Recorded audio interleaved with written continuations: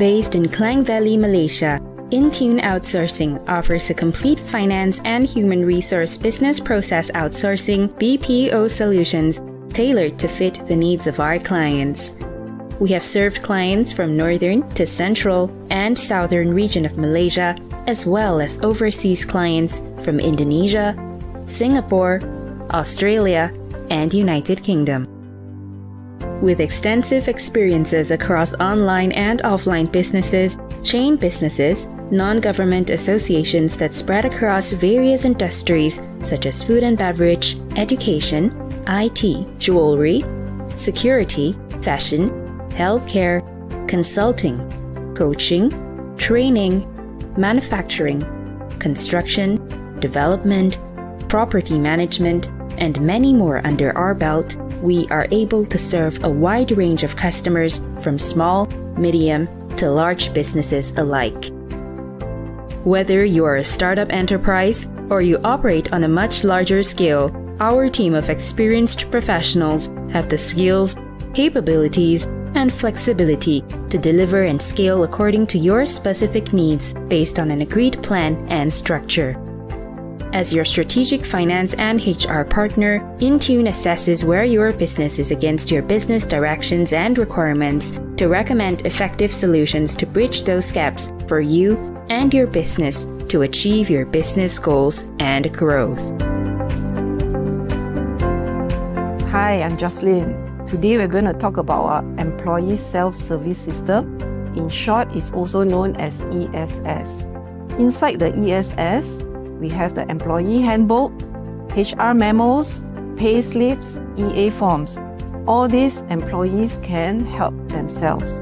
They can refer to the Employee Handbook, any HR memos that has been issued throughout the year.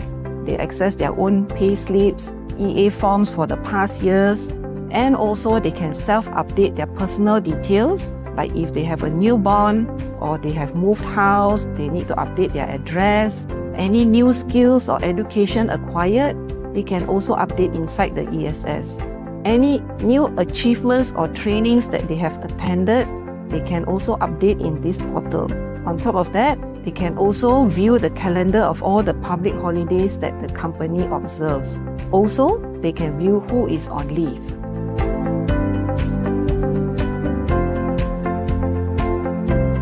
Before the MCO, everything was in the office. It was on our server in the office, and we had a lot of difficulties accessing it during MCO. So after moving our payroll system to the cloud, it is now accessible from multiple locations. Any staff can process payroll while working from home.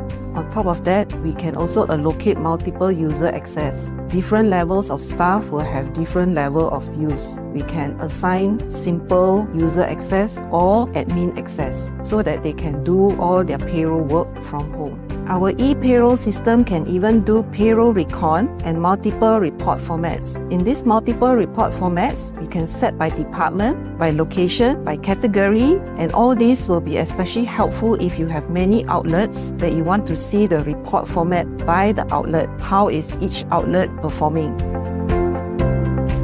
The e-leave system is a system to apply leave without filling up any forms. Imagine those days when you fill up forms and then you have to give to your supervisor to approve. Right now, it is all on the cloud. So you just apply leave and then your supervisor will get a notification to approve the leave. It is accessible 24/7 and you can track your leave balances on your own. You don't have to ask HR to let you know how many days leave left you have. The e-leave system can generate multiple report formats.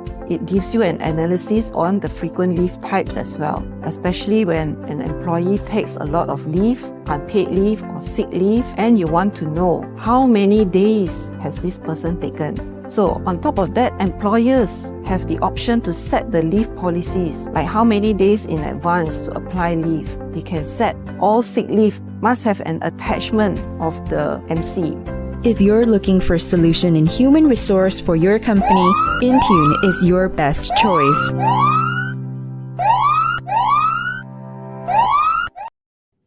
Good evening, everybody. Yes, it's time again for our InTune Freedom Series Well, today is going to be a very exciting topic about as well, because a lot of SME always ask me, hey, Alex, there's some recent changes in the Employment Act. How does it apply to me?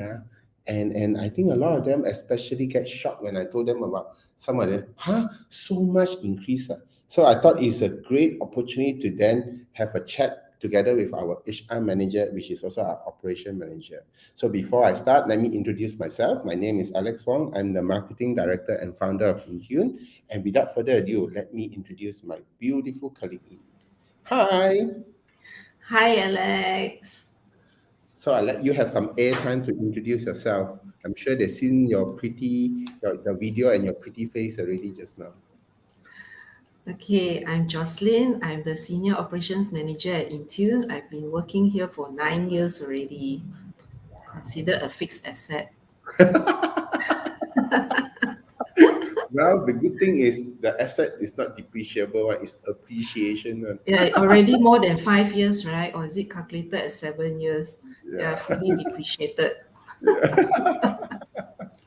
Now, today we're going to talk about the Employment Act and the Employment Act update. Like what is the Employment Act? Can you give some insight in terms of what is this act all about? Yeah, the Employment Act is basically the law that governs employer and employee relations in Malaysia. It sets out the terms and conditions of employment, such as leave, entitlement, holidays, working hours, overtime, etc. Yeah. Yeah. So SME always remember there's an act that governs. So there are a lot of SME to say, hey, I read recently, I was just talking to a lady, they hired someone and they write there, hey, between them and the employee, they agree not to pay EPF and so. I said, she agree what? I said, yeah, she agree, but there's an act that will supersede all this agreement. And at the end of the day, the act will prevail. So if she goes to the labor office and she take on the Employment Act against you, that act will prevail on top of your offer letter. So I think that Correct. is why the understanding of the Employment Act is very important. It's not just about the letter of employment. There is something that governs the preparation of the letter of employment. So hence, Yeah, you SME. must understand the employer's obligations. Correct, correct. So there are certain minimum as an employer you must give to the employee based on the Employment Act, and that act will supersede if your letter offer is lesser or it doesn't cover those areas. You cannot nullify the Employment Act. The Yeah. Employment Act actually take precedent over your letter of offer. Okay, so SME always remember that, yeah, there is an Employment Act behind your letter of offer. So if you are not clear and you want us to have a look at all your letter of employment, come and talk to us. I'm sure Joceyln and our team at the back, our HR professional team, will be more than happy to run through them with you at a reasonable fee. So let's talk about update. What are some of the update? When did we have a major amendment? Okay, so the amendments to the Employment Act was effective 1st January this year, and it had amendments that covered definition of employee, the work hours, overtime, paternity and maternity leave, flexible working arrangements, hospitalization leave, and sexual harassment awareness. Wow, that's a lot. So yeah, It's quite a lot. it's a lot of update. So it's like Yeah. this is like what we call a major iOS update. You have the small update in your iPhone, and then you have the major one. So Yeah. basically, Employment Act went through a major update, and it has many, many components. So today, Jocelyn and I is just going to talk about the few big ones. So of course, if you want more, you are more than welcome to contact us. Our number is there, and we can then look more into it. Okay, and as we go, if you have any question, you can always post it in the group. Me and Jocelyn will do our best to look at it. So the big one, man first, not woman first. Paternity leave. Paternity leave. Can you tell us about paternity leave? What is it and what is it about? Okay, so last time paternity leave was up to the company to give, but now it's already added into the Employment Act. So a married male employee is entitled to paternity leave if he has been employed for at least 12 months. He will get 7 days of paternity leave. Wow, 7 days. So Parents, father to be, you now get 7 days. I think last time, even before this was gazetted, I think normal maybe 1 or 2 days. Now you get 7 days. Yeah. So, what are some of the, if let's say I just joined the company and I'm less than 12 months, would it be prorated so that, maybe I join half a year, I don't get the full salary, I get 3.5 days? No, in order to qualify, the employee must have been employed by the same employer at least 12 months. But of course, if the company is kind enough, they want to negotiate, it's possible. It's just that after 12 months, it becomes the entitlement of the male employee. I Yeah. see. So that person must work a full 12 months now, and then only Yes. they get 7 days. And then the 7 days, can they take maybe 3 days after the baby is born, and then 1 month later take another 4 days during the full moon celebration? Can. This is also upon request and then upon approval by the employer. It's negotiable. Doesn't mean that it is a hard and fast rule. Yeah. I But of see. course, put it in writing in their HR policy or inside the employee handbook that there is this flexibility lah. Mm. So yeah, it's good to for SME owner, if you guys have your employee handbook, it's really a big time to update it. So there are a lot of based on that list that Joceyln was saying and what we're saying, there are a lot of things are required to be looked at, not just whatever we speak about today. Mm. So let's talk about paternity leave. Like, is there anything govern number of child? If let's say I'm the the parents have one kampong of football, 10%, do they get for all the 10, or how does it work? No, If it's twin, do they get 14, that kind of thing? Could you tell me no. more about the parameter of this paternity leave? Where does the Employment Act provides the guideline and the boundaries to the entitlement? Okay, so the employee is only qualified for paternity leave for the first 5 children, regardless of the number of employers he has worked for. Of course, he has to be married also lah. So, and then the amendment is also restricted to 5 confinements. That means if one confinement got twins, doesn't mean it's double. I It's per see. confinement. Per Yeah, confinement per birth. So parents, twin parents, too bad, it's still 7 days. Fathers, yeah. you don't get 14 days. So how about if that person is a foreign worker, like maybe I'm an expat, I'm working with a company here. Do the expat or the foreign worker get a similar kind of benefit? Yes, so now the recent amendment is applicable to both Malaysians and foreign workers. So good news, foreign male workers are also entitled to paternity leave. So they can use that to balik kampung to visit their Yes, baby if they want. Sometimes it can be yes, very challenging. They go back for holiday, and then correct. the pregnancy happens, and then they come back 9 months later. They go back again for Yeah, childhood. Okay, so okay. there should be some kind of flexibility for foreign workers because they will need to book their flight. They can't be taking it on the day that the baby is born. They probably want to plan, they need to plan their flight and all that. Yeah. Hmm. So in terms of the paternity, when they say 7 days, is it a calendar day or is it a working day? Because it could be maybe some company only work 5 days a week, but if 7 days, it includes Saturday and Sunday.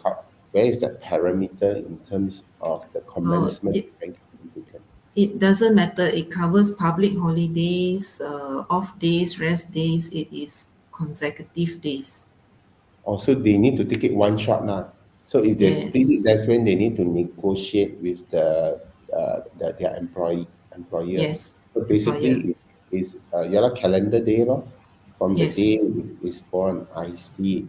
So Mm. SME calendar days, employees calendar days. Don't try to go around the system and name it working day, because they are time that people take interpretation in their own hands. So it is now clear it is by calendar days and it's Yeah. consecutive. So happen if you born during Christmas time and then all the way to New Year, the 7 days will be that 7 days. So avoid Yeah. Christmas baby, okay, if you can. You lose out on all the holidays. So now we have covered the men. Let's cover the ladies. How about maternity leave? Yeah, so now maternity leave has been increased from 60 days to 98 days. That is, I think, is such a bonus for those who have gone through confinement before, because 60 days sometimes is just not enough, but now it's 98 days. So Yeah, is there any reason why they choose 98 instead of 100 or 90 day? Like from 60 to 90, suddenly it goes to 98. It's like neither here nor there. Is there a reason behind the 98 days?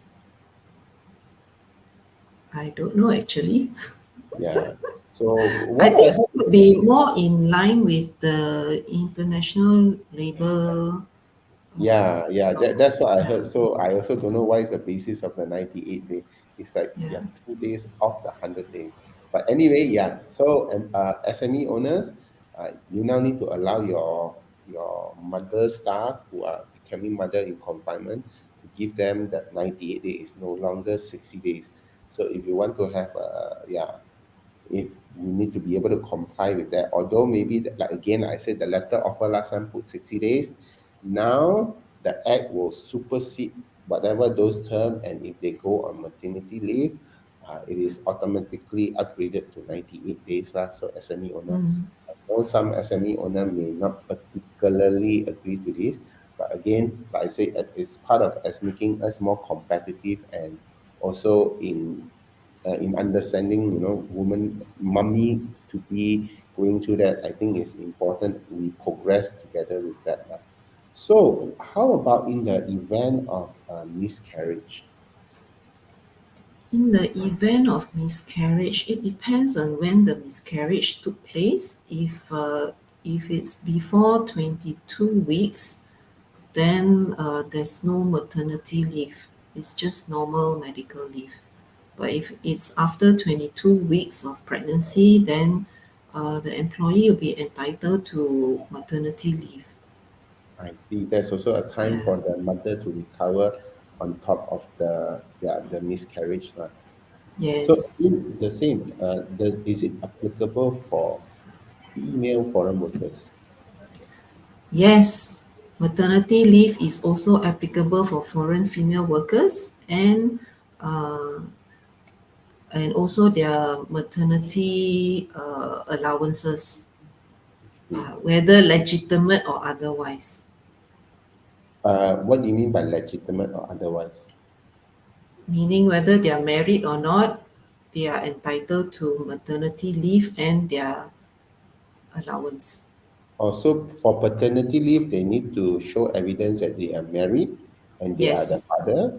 But for maternity yes, leave, they don't have to show evidence that they are married as long as they are having a child. Is that what I'm hearing? yes, correct. So employers take note of this. There is a distinction between the man paternity leave and the female maternity leave. So for the paternity, evidence is to be shown that he is the father and is a married, whereas for female employees, they don't have the onus, they don't have to show that as long as Yeah, they are pregnant and they are giving birth, regardless whether they are married or not, the employers are obligated to give the 98 days. Again, the yeah. 98 days are So calendar days. do you see the win-win situation here? I Getting the don't really. men to be responsible, married, Uh, the female, whether married or not, there is an entitlement for them. yeah. Okay. Yeah. Yeah. I think in a way it makes sense because yeah, when it's pregnant, maybe the woman don't really have a say in terms of whether marriage or not, or outside marriage or in marriage.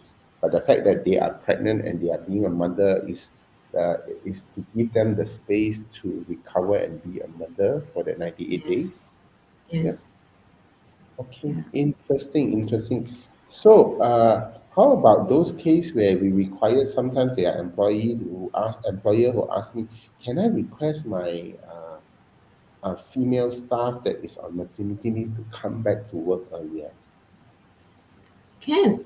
The amended EA specifies the need for the employee to be certified fit to resume work by a doctor first. So the company can create a form for the doctor to fill up and sign off. Then the employee must also get approval from their employer. Yeah. I see. So it works both ways as well. So if the employee wants to come back early, they need to prove that they are medically fit to come back. Lah. How about Yes. in the sense of the employer requesting the female staff to come back to work earlier? Yeah. The same thing applies. So the employee needs to agree, then they need to get certified fit to work by a doctor, then they can come back to work. So let's say they have done 60 days, 60 calendar day, and then there's 38 calendar day. So is it work based on calendar day, or how does it actually work? So maybe if they come back to work, they're only required to work 20 days in a month. So does it also calculate based on calendar day? How does that get close between the calendar days and the Okay. working days? Yeah. So when the employee returns to work earlier from maternity leave, there are two options to consider.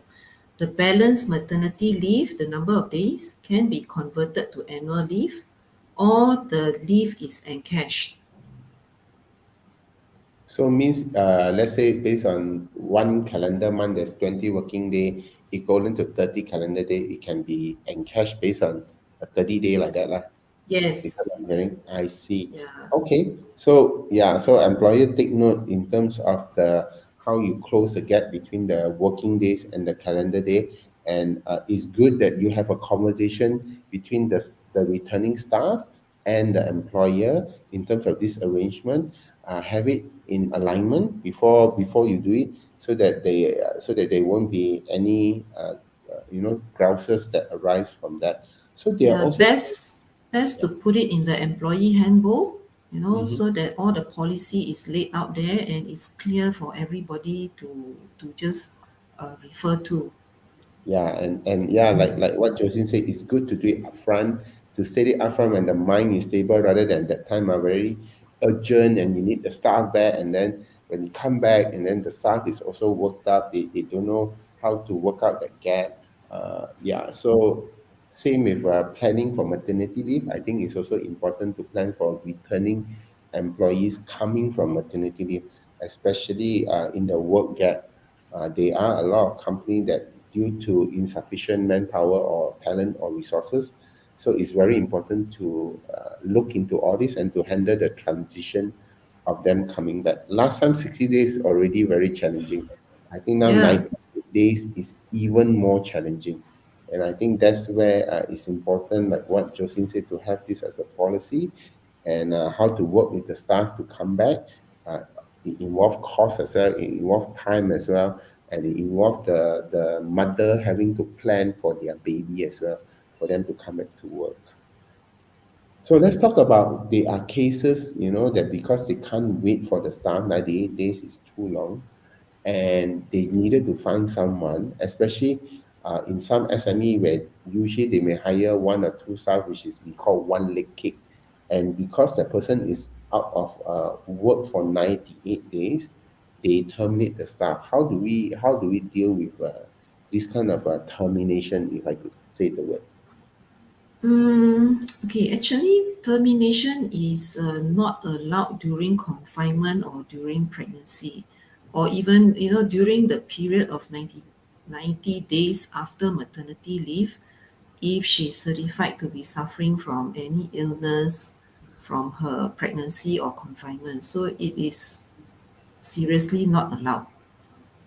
Yeah, cannot be terminated at all. Okay. So Yeah, yeah, again, there, yeah, there's going to be a heavy penalty or fine on the employer if found guilty. okay. So, if they do want to work out an exit arrangement, they can discuss with the staff upfront and look at the termination clause under the normal employment duration. There is a way to look at it, and of course, I think the whole idea is the pregnancy doesn't happen it doesn't happen within 30 or 90 days. So, as an employer, it's good to sit down with the employee and work out the gap, close the gap when the staff go on leave rather than just do the termination. So I think that that's Yep. the main point of the work. Yes. Okay. And the other one, there's the big one is overtime. So last time overtime is when the salary only for low salary. So now I heard that the overtime is also has been upgraded. Can you tell us a bit about that? Yeah. So now the amendment is specific that employees with wages up to 4,000 can claim overtime. However, employees who are engaged in manual labor or engaged in operating or the maintenance of a mechanical equipment, or if they are the supervisor of such employee, they can claim overtime regardless of their wages. Okay, So that means a person who is doing manual work, the supervisor of the employee who's doing the manual work, they can claim overtime, even if their salary is above 4,000. I see. So I think that, Otherwise, yeah, yeah, otherwise those that are sitting in the office, they are not a manual worker. The salary is capped at 4,000. I see. So the priority is actually given more to the manual labor workers, while Yes. the non-manual labor workers are capped at 4,000. So there Yeah. were also a recent case where one of my friend, he was telling me that, this staff, they always stay back and work, after the required 5 o'clock, and he always work up to 8 o'clock on their own accord. And can she just claim overtime like that?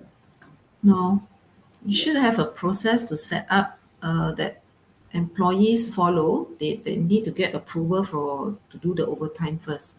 So the employee submits a request to the supervisor to do overtime, put in the reason for the overtime. Can also state the number of hours needed, the target completion date or the time, and then it is to be approved before the overtime commences. Yeah, I think that is a very important point because I think a lot of Yeah. employer and employee don't really have a discussion, and there are moments where it could be the employee were less effective during the day, or they are just, taking a bit more extra time to do that, and that doesn't Mm. constitute overtime. So again, like what Joceyln said, is important to put it in the handbook. This kind of guideline of how it works, it needs to be on a prior approval. So staff who just maybe some of the staff, I'm not saying all the staff, who just suka stay back, up to 7 o'clock. Uh, you are not automatically entitled to claim the 2 hours overtime and no basis and no approval. So again, the keyword here is prior planning and prior approval, so that there is a target in terms of the overtime. Yeah, Okay. can you imagine if there's no approval process and then an employee takes it for granted that they stay back, then they will be paid overtime, then and then employer also pays the overtime. What does that do to the payroll, you know? And Every I think month is that's so where high. I think that's where the danger is, and that's Yeah, where the having this information for SME owner is important. Over time, it's not automated. It needs to go through a process. So, employer, please create that process. And if you are not sure, of course, you can come and talk to us. And it's important to have it as a policy. Uh, Both verbal as well as written in the handbook will be preferred. So let's talk a bit about what do InTune offer in terms of our HR and payroll service. Maybe you can shed some light in terms of how we can support SME business owner. yeah. Okay, so at InTune, we have different HR packages to suit your needs, from setting up complete HR management systems with the employee self-service for e-pay slips, e-leave, e-claims, time attendance, even to HR letters, onboarding, offboarding, recruitment, creating your employee handbook, and setting policies. We also help to administer group insurance, counseling for delinquent staff, and issuing show cause letters. So There's quite a basically, wide range there. yeah, so basically we are able to cater from a micro to a small, medium, and large. And I think that's how Intune serve in terms of catering and adaptable based on our client, their requirement. So generally, how much does it start for a basic payroll? Let's say for SME of maybe 10 people. Roughly, how much would it roughly cost? Okay, for payroll of 10 persons, it's only 500 ringgit. So it starts from 5. So that's how Yeah. affordable. So SME, you don't need to have this Panadol, regarding payroll, and sometimes it's as low as 500. And of course, we have packages where we even hire for you. We even do shortlisting. And I think now, talent sourcing and talent management is probably the biggest headache among SME currently, Yeah. post-pandemic. And I think this is where we could support you in terms of our packages. So come and talk to us. And in terms of what we generally do, we have a promotion price for all the employment handbook. Again, our number there, I will display our number down there, and you can call us. We can do a payroll health check. We can do a HR health check for you. And definitely, we can also look into some of the employment handbook and update your employment handbook for you. So we can look for us at intune.my or our number 018-288-2209. And we are more than happy to give you a payroll and a HR health check. So before we end the day, anything you want to, what a closing statement for our audience and SME? Okay, for SMEs out there who don't have an employee handbook, it's a very important tool to have because that forms the backbone of your company. All the HR policies are inside there. You won't get a headache of employees coming to ask you, apply leave must apply how many days in advance, or how many days am I entitled to? All these petty questions, then maybe sometimes because you don't have a policy in place, you are also blur, don't know what to set for the company. Yeah. So Yeah. employee handbook is the main, is really the backbone of the company. Yeah, and I think it's the most basic thing that you can do instead of having a lengthy letter of employment. The letter of employment cover the main job description and the remuneration package, while the rest of the thing is always in the employment handbook. So you do the handbook once, and it can be used for a long period of time and across multiple department and multiple staff. So that is something to look for. And really, like what Joceyln said, it costs you probably less than 5,000 to have an employment handbook that works, and that they can refer to, so that they don't come and ask you, or if there's any ambiguity, they can always refer to the information there.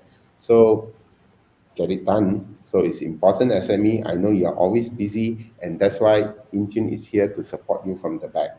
So with that, I want to end today with a video, and I want to thank all the audience for being such an awesome supporter. And in InTune, we provide this Freedom series in order to support SME to be free. Till we meet again. Bye. Bye. In our different sizes of our HR services, we have as small as just doing the payroll. That means calculating the staff salary, making sure EPF, SOCSO, EIS is complied with, paid on time and all that, to preparing HR related letters like employment letter, offer letter, confirmation letter, bonus increment letter, etc. In all our SML services, we also help clients to set up a cloud-based HR management software, because we actually believe in one of the success for SMEs is actually to digitize their processes. So we set up a HR cloud software for that, so that their staff can self-service to take their own pay slips, to update some information, to apply leave online, and also to submit their claims online. And the entire approval process is also online. So setting up system is one of our work. Perhaps I explain the large package in detail. As a HR department, what we also do for new incoming staff is onboarding and orientation process. So when my clients hire a new staff, and when the staff comes to work the first day, as a HR, we would do an onboarding process with them, where we will run through the job description, ensuring that they are extremely clear of what is expected of them, go through the employee handbook with them, so that they understand what are the company policies, the company's vision, mission, etc., what are the do's and don'ts. So we would do that with our clients' new staff on their first day of work, so that's called onboarding. So we also have offboarding process in our delivery of services, where when a staff resigns, as an HR, we would actually speak to them to understand how have they been with the company, what was their experience, and what are their reasons for leaving. So HR, after compiling all this information, we will share with the management so that my clients know how to manage their talents better.